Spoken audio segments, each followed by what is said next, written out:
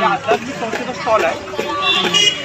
त्या स्टॉलवर विविध आध्यात्मिक ग्रंथ आहेत. या आध्यात्मिक ग्रंथ धर्मातल्या विविध विधींचे, कृतींचे, शास्त्र आणि त्यांचं महत्त्व समजावून देतो.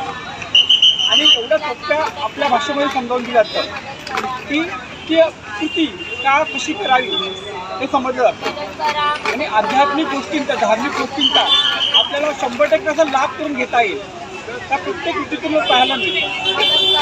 उदाहरणार्थ शिवय ग्रंथ आहे. शिवय ग्रंथामध्ये शिवाचे विविध नावाचा अर्थ, रुद्राक्षांचं महत्त्व, खरा खोटा रुद्राक्ष कसा ओळखावा, शिवपिंडीचं महत्त्व काय हे संपूर्ण समजावून दिलेलं आहे. सनातन संस्था ही साधना सांगते. गुरुकृपा साधना तोही ग्रंथ त्या ठिकाणी उपलब्ध आहे. अनेक जण देवळात जातात, पण देवळात गेल्यावर शास्त्रानुसार कसं त्या देवळाच्या मंदिराचा लाभ घ्यावा, कोणत्या कृती कराव्या की देवळाचं चैतन्याचा आपल्याला पूर्णपणे लाभ होईल. तर त्यासाठी आहे की देवळातल्या देवतेचे प्रत्यक्ष दर्शन घेण्यापासून कृती मागील शास्त्र. तर सनातनचे साधनाची सांगितलं की स्वभावदिशा म्हणून सांगितलं आहे. त्यासाठी आपण काय केलं पाहिजे, अशी विविध ग्रंथ त्यासाठी पण उपलब्ध आहेत. तसे बरेच लघुग्रंथही उपलब्ध आहेत.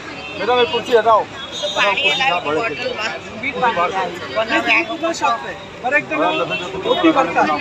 तर ओटी भरण्यामागे कारण काय आहे, ती ओटी कशी असली पाहिजे, ओटीचं साहित्य कसं असलं पाहिजे, या छोट्या प्रत्येक गोष्टी शास्त्रानुसार समजावून दिलेल्या आहेत.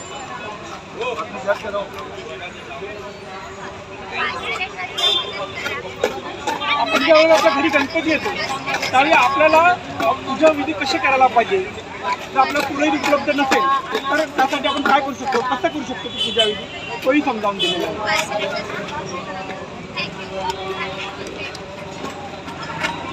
नामजप ही कलियुगाची प्रमुख साधनं आहे.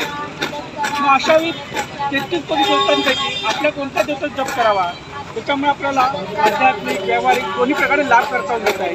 तो कसा करावा यासाठी सुद्धा या ग्रंथामध्ये आपल्याला माहिती मिळाली आहे.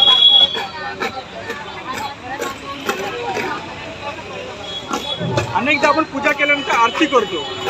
तर आरती करण्याची शास्त्रशुद्ध पद्धत काय आहे, ती कशा पद्धतीने करावी, तर याबद्दलची माहिती मिळाली.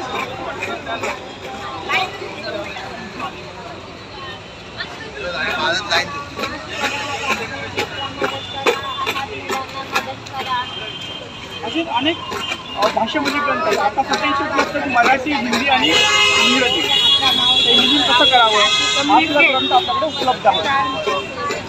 देवतांचे सात्विक चित्र आहे ते सुद्धा तुम्हाला पाहायला मिळते.